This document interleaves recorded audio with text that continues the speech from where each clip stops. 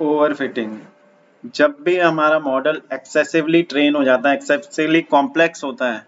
तो ओवरफिटिंग कहलाती है। Overfitting occurs when a model is too complex relative to the amount and variety of data available. Means data तो हमारा कम है, but हमने उसे इतना कॉम्प्लेक्स बना दिया, एक एक फीचर्स हमने उसको अंडरस्टैंड करा दिए हैं,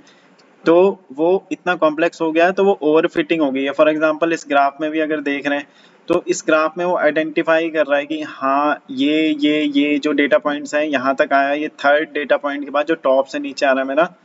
उसके बाद ये अप गया डाउन गया, तो इसने जो थ्री जो ये मेरे दिख रहे हैं बीच में, इस कर्व्स के बीच में, मतलब इसको सेपरेटली उसने आइडेंटिफाई कर लिया कि हाँ ये कोई डिफरेंट टाइप का ऑब्जेक्ट है। तो ये गलत है, बहुत ज्यादा कॉम्प्लेक्स कर दिया मॉडल हमने।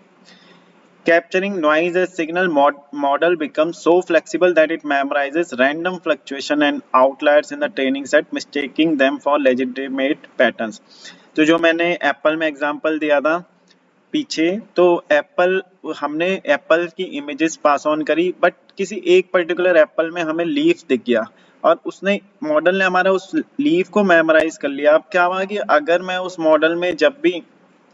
अपना एक्चुअल टेस्ट डेटा पास कर रहा हूँ कि हाँ भाई ये ऑब्जेक्ट एप्पल है कि नहीं है, वो उसमें फाइंड करने लग जाएगा कि इस एप्पल में लीफ है कि नहीं है, जबकि लीफ कोई उसका बेसिक रिक्वायरमेंट नहीं है कि ये होना ही होना चाहिए, एसेंशियल फीचर नहीं है उसका। तो इसलिए यहाँ पे उसने क्या करा, जो भी डेटा हमारा अननेसेसरी है उसको भी उसने मेमोराइज करना शुरू कर दिया।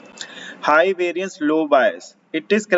characterized by high variance, meaning the model's prediction changed drastically depending on the specific training data it was exposed to। जो मैंने एप्पल और स्टेम का एग्जांपल दिया, तो वो हमने क्या कर दिया कि डेटा को स्पेसिफिकली उस पर्टिकुलर चीज में ट्रेन कर दिया, तो अब वो उसी को कंसिडर कर रहा है कि लीफ होना ही होना चाहिए, जबकि